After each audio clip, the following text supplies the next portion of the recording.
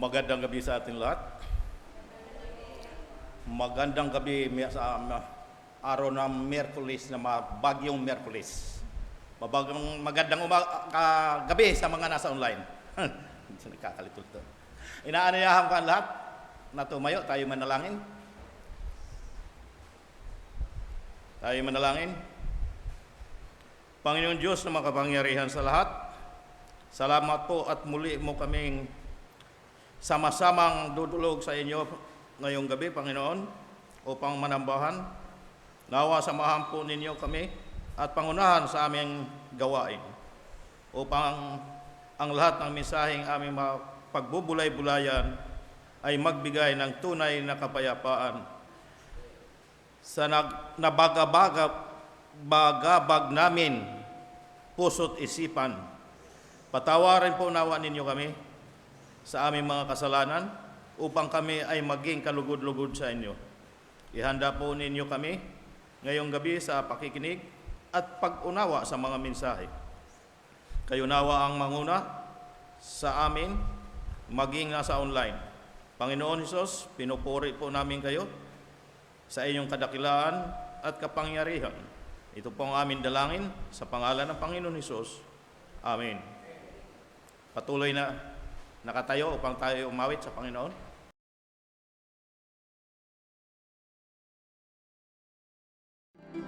Magandang gabi po sa bawat isa. Welcome po sa ating Wednesday Worship Service Program. Umpisahan po natin ang ating pagpuri sa Panginoon sa pamamagitan po ng pag-awit. I just keep trusting the Lord. I just keep trusting my Lord as I walk alone. I just keep trusting my Lord, and He gives us song. Though the storms, clouds darken the sky, or the heavenly trail, I just keep trusting my Lord. He will never fail. He's a faithful friend, such a faithful friend. I can count on Him to the very end. Though the storms, clouds darken the sky, or the heavenly trail, I just keep trusting my Lord. He will never fail. I just keep trusting my Lord as I walk alone. I just keep trusting my Lord, and He gives us song. Though the storms, cloud darken the sky, or the heavenly trail, I just keep trusting my Lord. He will never fail. He's a faithful friend, such a faithful friend. I can count on Him to the very end. Though the storms, cloud darken the sky, or the heavenly trail, I just keep trusting my Lord. He will never fail. He's a faithful friend, such a faithful friend. I can count on Him to the very end. Though the storms, cloud darken the sky, or the heavenly trail, I just keep trusting my Lord. He will never fail. My Lord, He will never fail. Para sa susunod nating awitin, God's Wonderful People. I love the thrill that I feel when I get together with God's wonderful people. Oh, what thrill that I feel when I get together with God's wonderful people. What a sight is to see all the happy faces, praising God in heavenly places. What a thrill that I feel when I get together with God's wonderful people. Oh, what joy is love aboard when we meet in one accord, and we lift our heart in praise unto the Lord. There's no place I'd rather be than with ones who be set free. I'm so glad I'm in God's great big family.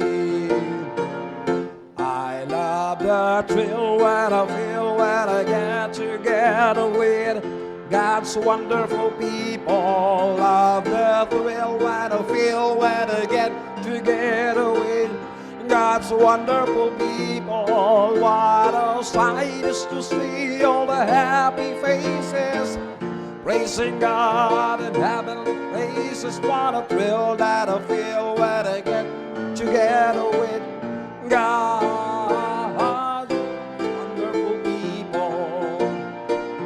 It can be just anywhere, 2 or 3 are gathered there, and the Spirit of the Lord will be there too.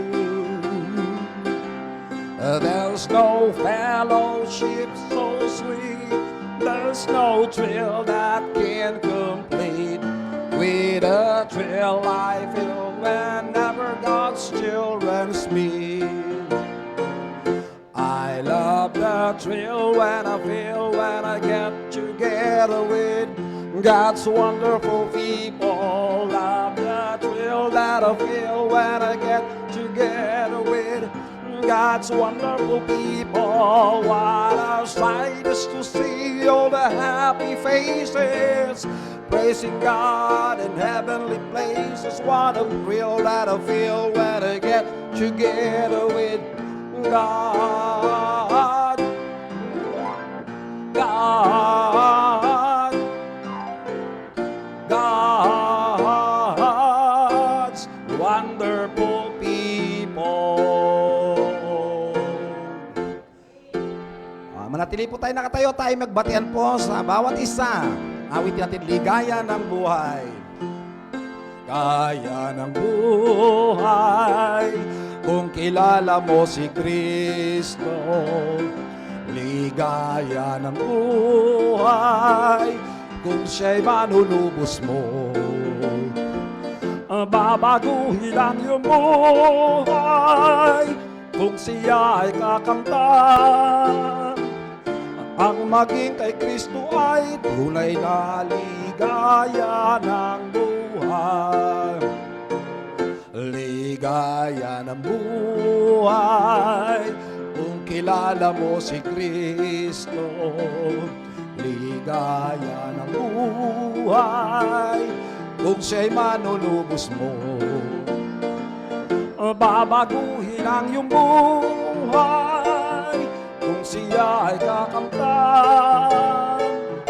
Ang maging kay Kristo ay tunay na ligaya ng buhay.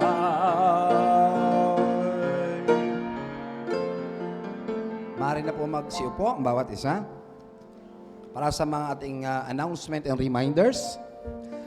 Daily Bible Blessing, every morning po yan from Monday to Saturday sa Bethany Baptist Cubao Members Group Chat via Facebook and YouTube channel.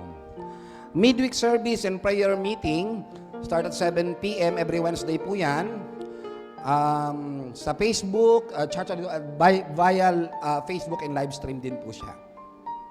Sunday worship service, maaga po tayo, 9 a.m. At live din po yan sa Facebook and live stream. And of course, Sunday worship team natin this coming Sunday, September 8, mangyayari ang inyong ninanais. Makikita po yan ang teksto sa Mateo 21:21. Going Cubao, weekly activities, Bible study every Wednesday and Saturday, tracts distribution every Saturday, and BKBC every Saturday. At ang ating home Bible studies for 5 families, sa San Mateo Rizal every Thursday, and then sa Camarin, Caloocan City every Friday po yan. Worship service sa Taytay, Rizal every Saturday, at ang ating Lord's Supper every last Sunday of the month. Sa ating special mission gift giving every last Sunday of the month. And of course, this coming September 8, yan po ay ang ating Grandparents Sunday.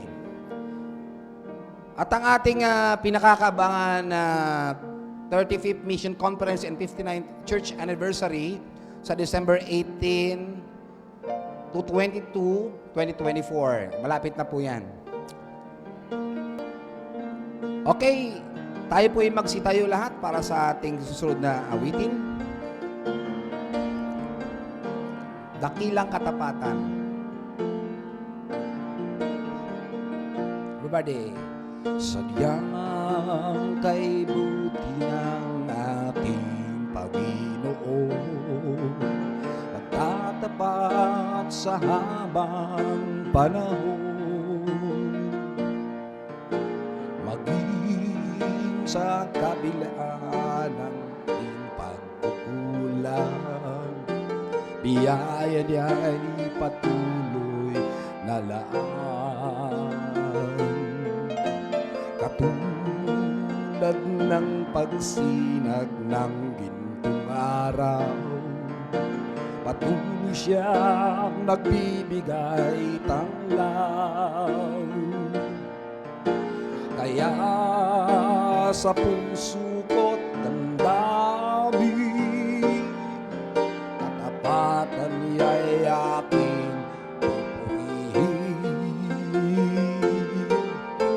dakila ka, O Diyos, tapat ka ngang tunay, magmula pa sa ugat ng aming lahi. Mundo'y magunaw man, maaasahan kang lagi, maging wakas nitong buhay. Kaya, O Diyos, kita'y pupurihin, sa buong mundo'y aking aawitin. Daki ang iyong katapatan, pag-ibig mo'y walang hanggan. Dakila ka, O Diyos, sa habang panahon, katapatan mo'y matibay na sandigan. Sa bawat bigati, tagumpay man ay naroon, daluyan ng pag-asa kung kailangan ginahon. Pag-ibig mo'y alay sa amin noon hanggang ngayon. Dakila ka, O Diyos, dakila ka, O Diyos.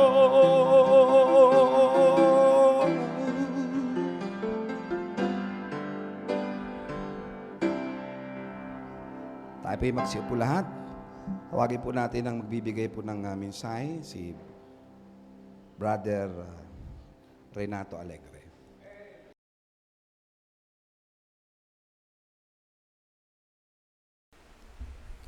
Muli, magandang gabi sa ating lahat.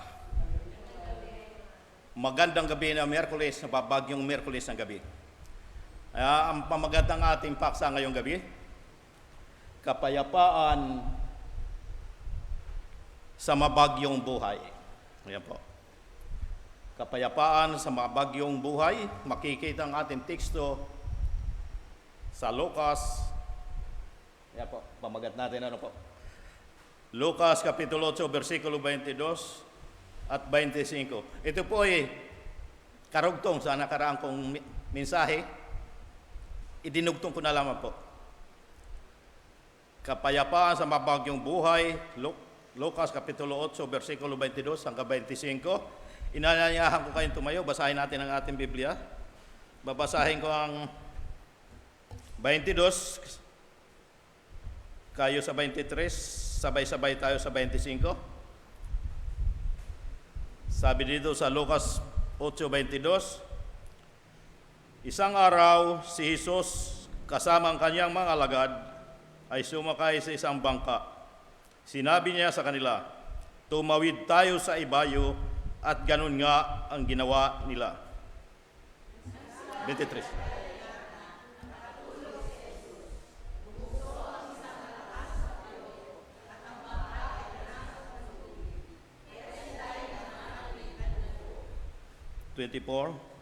Nilapitan siya ng mga alagad at ginising.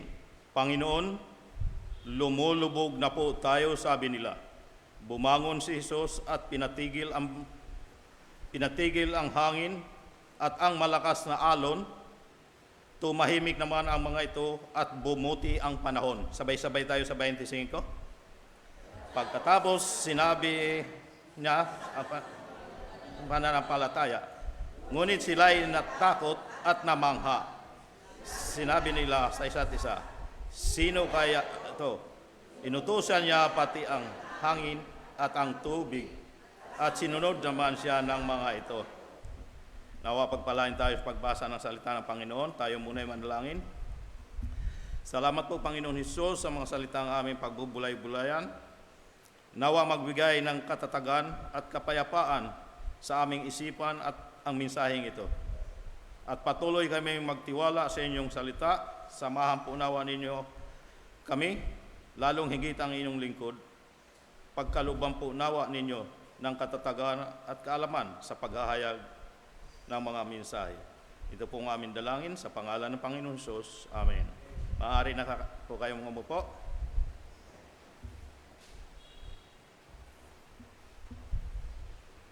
Kapayapaan sa mabagyong buhay. Ano po? Maaari, lahat tayo ay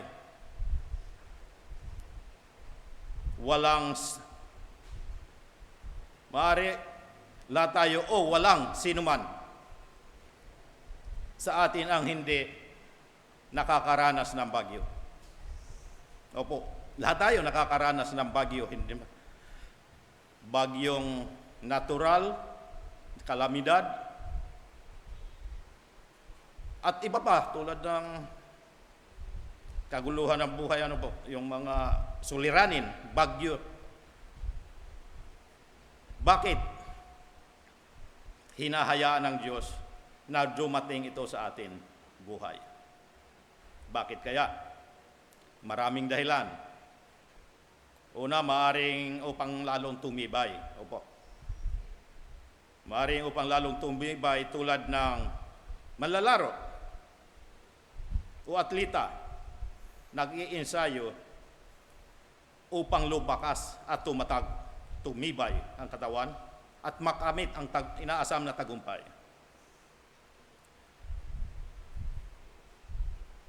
Magkaroon ng tapang at tatag ng kalooban sa panahon ng higit pang pagsubok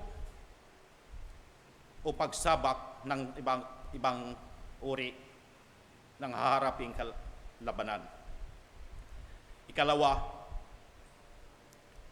upang lalong lumapit at humingi ng tulong sa Diyos. Tulad ng kung nagkakaproblema tayo, ano po, maring sinusolusyonan natin ito sa pamamagitan ng paghihiganti. Opo. O kaya naman, nagmumukmuk na lamang po sa tabi. Kaysa gumawa ng sariling solusyon, unahin natin lumapit sa Panginoon. Opo. Unahin natin ang Panginoon bago ang ating sarili. Tularan ang mga alagad. Ano po? Nagkaproblema sa Diyos, kumapit. Nagkaproblema sa Diyos, kumapit. Ano po? Ang ikatlo, upang atin higit na makilala. Upang higit natin makilala siya at lumago tayo sa ating pananampalataya sa Kanya. Opo. Patuloy tayong lumalapit sa Kanya, basahin natin ang salita ng Diyos, lumapit tayo sa panalangin, lalago tayo. Ito ang ating makikitang pakinabang ng ating teksto. Ano po? Hindi lang para sa mga alagad noon, kundi para din sa atin ngayon. Opo. Meron tayo dalawang bahagi o puntos, ang mga katangian ni Kristo. At ang pangalawa, ang hamon ng pananampalataya. Opo. Ayon nga dito sa atin unang bahagi, ayon sa ating teksto, siya ay natulog. Ano po? Lucas 8:23, 24. Sabi nga dito, nang sila ay naglalayag na, nakatulog si Jesus, bumugso ang isang malakas na bagyo at ang bangka ay pinasok ng tubig. Kaya sila ay nanganganib na lumubog. 24, nilapitan siya ng mga alagad at ginising. Panginoon, lumulubog na po tayo, sabi nila. Kaya po. Matiwasay, ano po? Matiwasay siyang nakatulog sa gitna ng malakas na bagyo. Malakas, kahit ang mga bihasang mamamalakaya na naging alagad niya ay natakot. Pagkasimpleng bagyo lamang, uunos, hindi matatakot ang bihasang mamamalakaya. Sanay sila ubihasa sa tubig.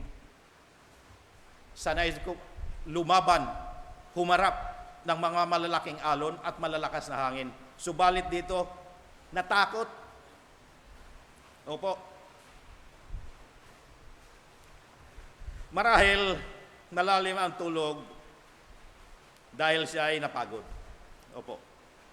At sobrang pagod. Dahil kahit malakas ang bagyo, hindi nagising. Ano po? Makikita ang kanyang pagiging normal na tao sa ibang paraan. Ito po ay nabanggit ko na noong nakaraan na ang kanyang pagiging normal na tao, siya ay napagod at nauhaw, nagutom, umiyak at natokso. Opo. Umiyak siya dahil mahal niya si Lazaro. Opo. Mahal niya si Lazaro. Ayon nga sa Juan Kapitulo 11, versikulo 36, ano po? Sabi niya, kaya sinabi ng mga Hudyo, talagang mahal na mahal niya si Lazaro. Opo, mahal niya si Lazaro, mahal ni Kristo si Lazaro bilang kaibigan. Ano po? Bilang kaibigan. Hindi bilang ibang, wag na natin pag-usapan, ano po, bilang isang kaibigan na lang. Mahal niya si Lazaro kaya umiyak. Siya ay nahabag. Opo. No, pang kanyang pagiging normal na tao, nahabag sa mga taong tuliro at nanlulupaypay. Opo. Ayon sa Mateo 9:36. Sabi dito, nang makita niya ang napakaraming tao, nahabag siya sa kanila sapagkat sila'y nanlulupaypay at litong-lito, parang mga tupang walang pastol. Opo, nahabag siya mga tao, ano po? Sa mga taong nanlulupaypay at tuliro. Walang alam pa, hindi alam kung saan patutungo. Bilang normal na tao, siya ay nagalit at nalungkot. Nagalit at nalungkot. Marcos 3:4. Sabi nga dito, pagkatapos tinanong naman ang mga tao, aliba ang naaayon sa kautusan? Ang gumawa ng mabuti o ang gumawa ng masama sa araw ng pamamahinga? Ang magligtas ng buhay o ang pumatay? Ngunit sila'y hindi sumagot. Alin nga ba ang mas maganda? Opo, siyempre naman, natural lang magligtas ng buhay. Subalit, sa halip na siya ay purihin, sambahin, pagtiwalaan, nagalit pa sa kanya ang mga tao. Kaya siya ay nagalit at nalungkot. Opo. Siya ay nagtataglay ng katawan, kaluluwa at espiritu. Opo. Siya ay may katawan. Ayon nga sa Mateo 26:12. Sabi dito, hindi pa ba'y binuhusan na niya ako ng pabango bilang paghahanda sa paglilibing sa akin. Ayun po. Nagkatawan tao, kaya siya ay inanda na kung sakali man siya ay mamamatay upang ilibing. Siya ay may kaluluwa. May kaluluwa.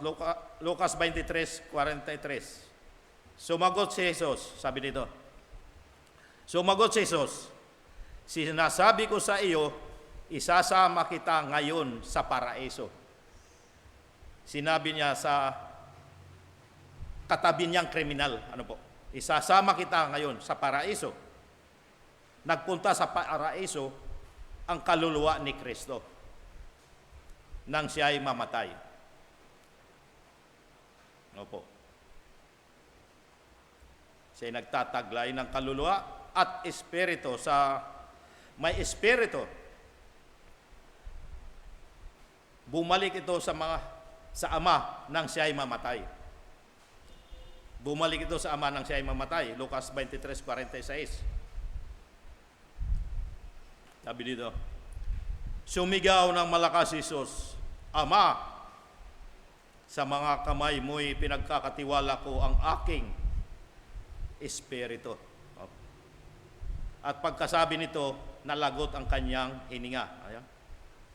Ama, sa mga kamay mo'y ipinagkakatiwala ko ang aking espiritu. Mayroon po espiritu si Kristo, si Jesus. Siya po ay nagtataglay ng katawan, kaluluwa, at espiritu. Opo. Ang kanyang pagiging tao ay ang paraan upang ating makilala at maunawaan ang Diyos. Opo. Ayan po ang paraan upang makilala natin ang Diyos dahil nakasama natin si Kristo. Nakasama ng mga tao si Kristo. Opo. Sabi sa mga huling araw, ang Diyos ay nakipag-usap sa atin. Nakipag-usap sa atin sa pamamagitan ng kanyang salita, Biblia. Opo, binabasa natin ang kanyang salita, tayo nakikipag-usap sa kanya.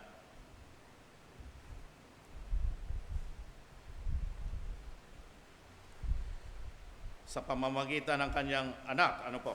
Ayon nga sa Hebreo, Kapitulo 1, versikulo 1 at 2. Sabi dito, noong una, nangusap ang Diyos sa atin mga ninuno sa iba't ibang paraan sa pamamagitan ng mga propeta. Noong unang panahon, ano po? Nangungusap ang Diyos sa pamamagitan ng mga propeta. Sa dos, ngunit nitong mga huling araw, siya ay nagsalita sa atin. Ano po? Sa pamamagitan ng kanyang anak, sa pamamagitan ng anak ay nilikha ng Diyos ang sanlibutan. At siya ang piniling tagapagmana ng lahat ng bagay. Ano po? Nagsalita ang Diyos sa pamamagitan ng anak, si Kristo. Ang mensahe ay hindi lamang ang kanyang sila, kundi kung sino siya. Ginawa siyang Panginoon ng Ama. Ginawa siyang Panginoon ng Ama. Hindi ito ginawa upang siya itaas ng tungkulin.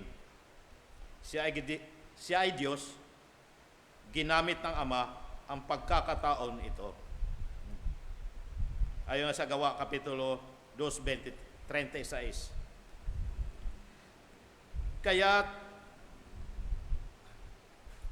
dapat malaman ng buong Israel na itong si Jesus na pinako ninyo sa krus ay siyang ginawa ng Diyos na Panginoon at Kristo. Ayun po, itinaas yan ng tungkulin ng Diyos Ama. Kung inakala ng mga pinuno ng Israel na nagtagumpay sila sa pagpatay kay Kristo, nagkamali sila. Ano po? Sa halip na tuluyang mawala, itinaas ng Diyos si Kristo sa kalangitan. Bakit? Sapagkat naging masunurin siya sa kalauban ng Ama.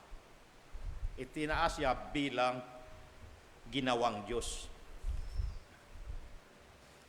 Siya ay Diyos. Opo. Siya ay Diyos. Tunay na Diyos na may kapangyarihan sa mga elemento ng kalikasan. Opo. Siya may kapangyarihan sa elemento ng kalikasan. Sumusunod sa kanya ang hangin at dagat. Ayon sa ating teksto, kanyang sinaway ang hangin at dagat at sila ay tumahimik sa Lucas 8:24.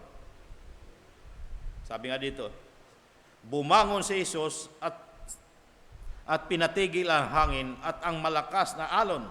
Tumahimik naman ang mga ito at bumuti ang panahon. Ano po Mapapansin ang dalawang bagay ukol dito. Ano po? Una, agad-agad. Agad-agad tumugon sa utos ng Diyos. Ng utos ni Kristo. Tumahimik agad ang alon at ang hangin. Maging ang nag-aalin po yung unos ay tumahimik. Tumigil sa pamamagitan ng makapangyarihan salita ni Kristo. Opo, sumusunod sa Kanya.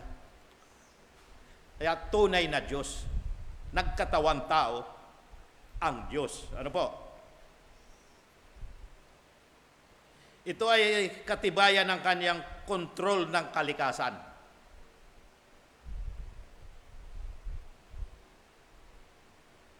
Kontrolado niya ang kalikasan. Tayo ba na magagawa ba natin kontrolin ang kalikasan? Hindi po tayo, si Kristo. Si Kristo lamang po ang makakagawa ng mga ganyan. Ano po? Maaring katibayan na si Kristo ay ang naglikha. Naglikha rin ng lahat ng mga bagay kasama ang kalikasan.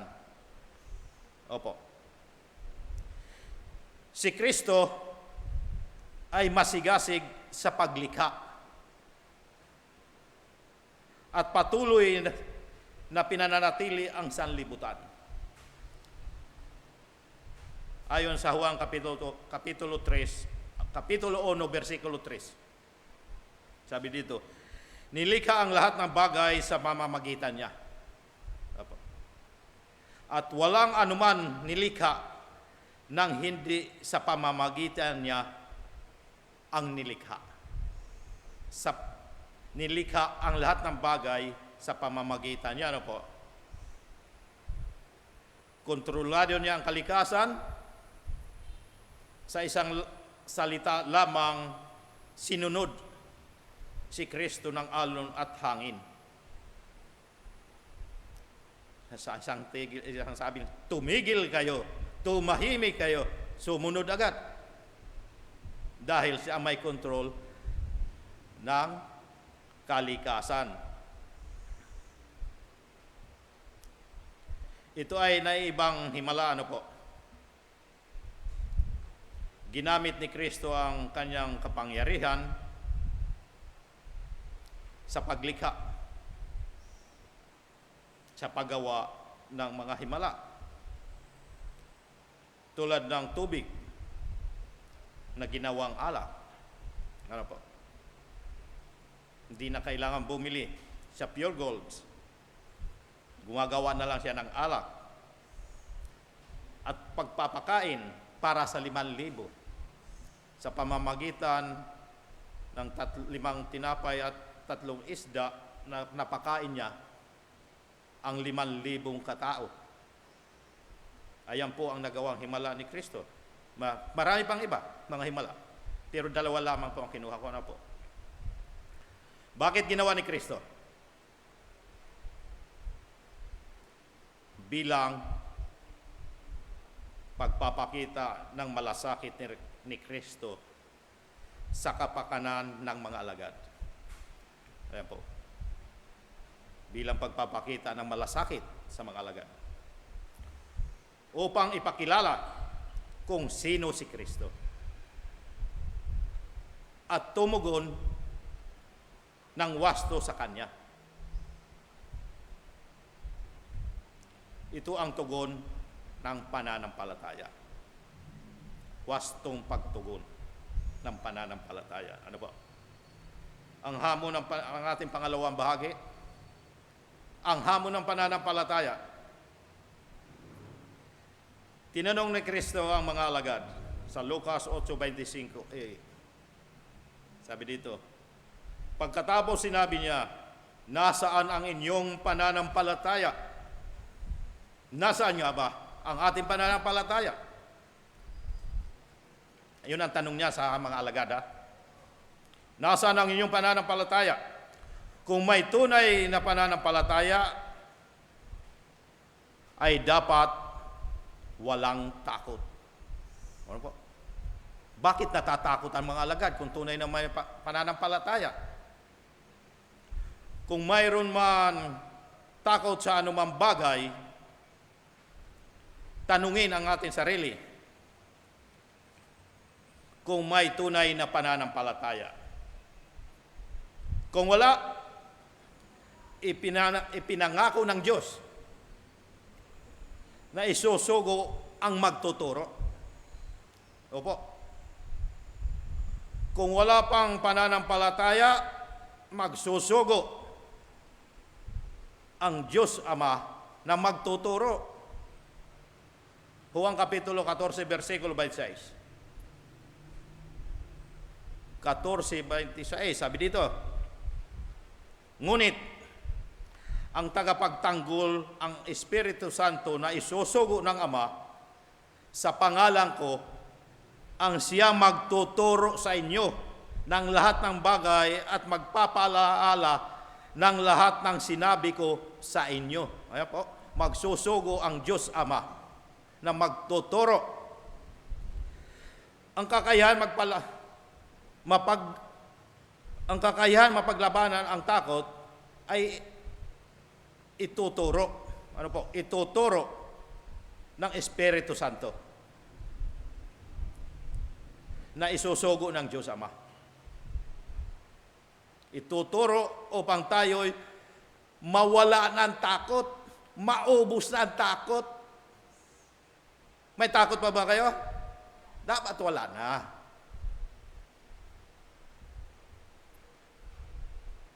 Upang magkaroon tayo ng kapayapaan at na nagmumula sa Kanya. Siya ang magtuturo. Sa kapangyarihan ni Kristo, bilang Diyos ng lahat ng nilikha, ito ay natutunan ng mga alagad ayon sa kanilang sinabing, sino kaya ito? Ano po? Ito ay natutunan ng mga alagad ayon sa kanilang sinabing, sino kaya ito? Sino kayang taong ito? Inutusan niya pati ang hangin at ang tubig. Hindi siya pangkaraniwang tao lamang. At may kapangyarihan, tangan o hawak lamang ng Diyos. Opo. Nagawa ni Kristong ito dahil siya naglikha ng lahat ng bagay. Opo. Kaya sa kanya sumusunod ang kalikasan dahil siya ang naglikha ng lahat ng bagay. Ayon sa Kolosas Kapitulo 1, 16 at 17, sabi dito, sapagkat sa pamamagitan niya ay nilikha ang lahat ng nasa langit at nasa lupa. Nakikita man o hindi, pati ang mga spiritual na kapangyarihan, paghahari, pamamahala, at pamumuno. Ang lahat ay nilikha ng Diyos sa pamamagitan niya at para sa Kanya. Ayun po. Ang lahat ay nilikha ng Diyos sa pamamagitan niya at para sa Kanya. Ano po? 17 sabi, siya ang una sa lahat. At ang buong sansinukob ay nanatiling nasa kaayusan sa pamamagitan niya. Opo. Sa pamamagitan niya, ano po? Tayo'y naniniwala na patuloy na pinagmamalasakitan ni Kristo ang kanyang mga nilikha. Kung kaya't sa kanya nakasalalay ang kaayusan ng lahat ng bagay. Sa unang Korinto Kapitulo 8:6, sabi dito, subalit, para sa atin ay iisa lamang ang Diyos. Opo, iisa lamang ang Diyos. Ang Ama na lumikha ng lahat ng bagay at tayo'y nabubuhay para sa Kanya. Iisa ang Panginoon, si Hesukristo, at sa pamamagitan niya ay nilikha ang lahat ng bagay at sa pamamagitan din niya ay nabubuhay tayo. Ayun pa. Iisa lamang ang Diyos, ang Ama na lumikha ng lahat ng bagay. Iisa ang Panginoon Hesukristo at sa pamamagitan niya ay linikha ang lahat ng bagay. Alam na po.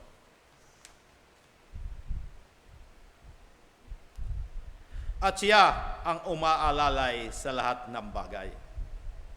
Ayon nga sa Hebreo, Kapitulo 1, versikulo 3. Sabi dito,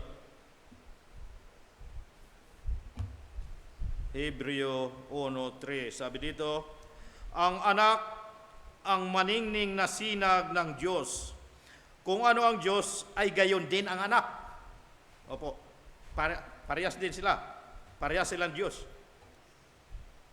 Siya ang nag-iingat sa lahat ng bagay sa pamamagitan ng kanyang makapangyarihan salita. Pagkatapos niyang linisin tayo sa ating mga kasalanan, siya'y umupo sa kanan ng makapangyarihan Diyos doon sa langit. Ayan pa. Siya ang nag-iingat sa lahat ng bagay sa pamamagitan ng kanyang makapangyarihan salita.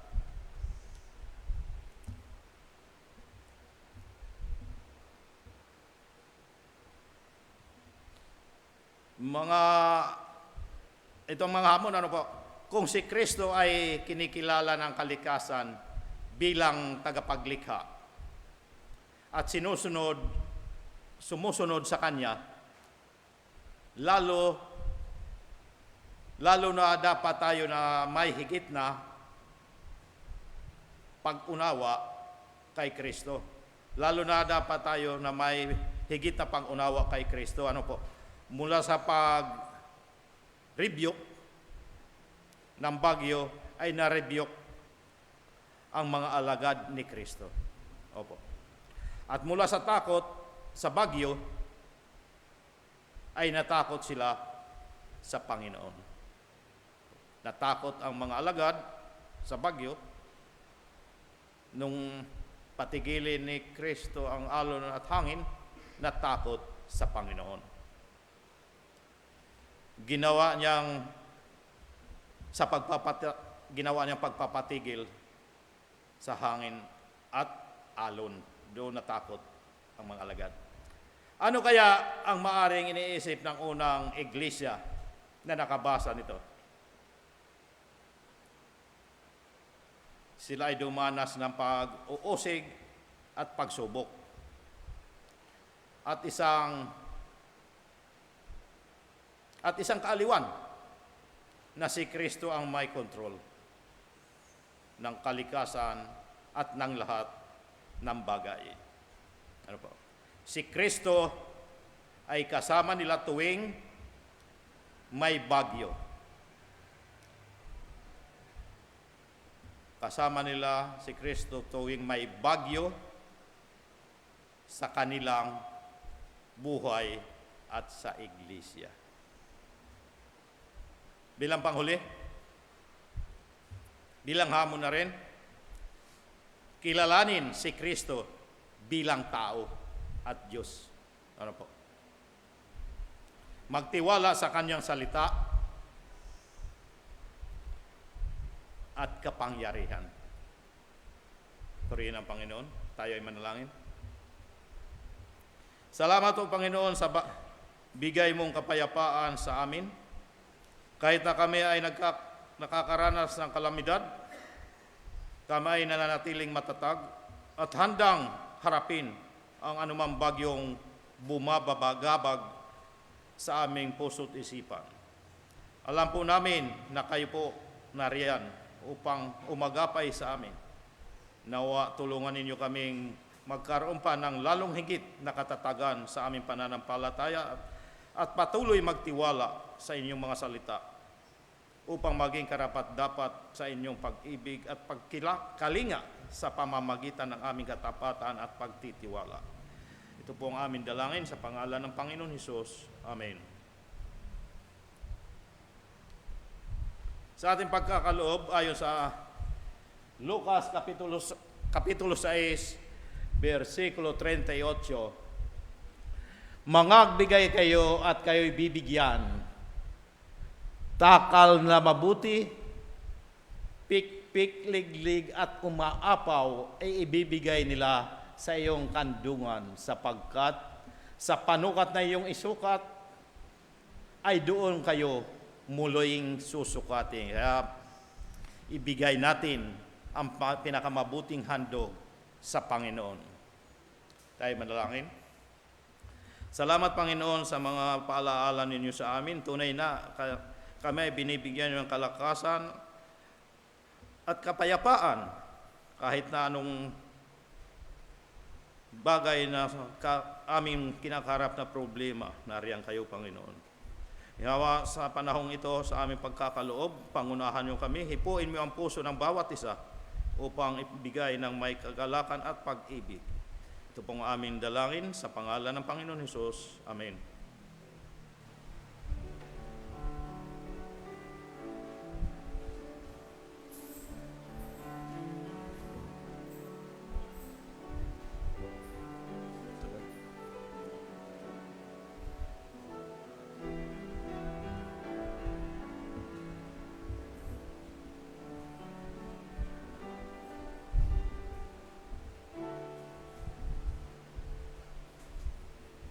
Tayo magpasalamat. Nagpapasalamat po kami, Panginoon, sa natapos sa aming pagkakaloob. Naway pagpalain mo ang salaping aming nakalap ngayong gabi upang patuloy mo kami palakasin, patatagin sa anumang klaseng kakarapin pang nga problema sa aming buhay. Pagpalain mo nawa ang salaping ito upang magamit sa bahay-sambahan ng naayon sa iyong kalooban. Ito pong aming dalangin sa pangalan ng Panginoon Hesus. Amen.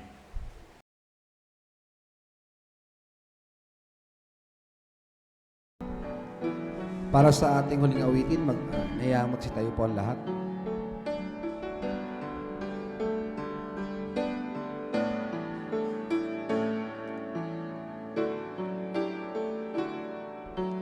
All that I am, all that I have, I lay them down before you, oh Lord.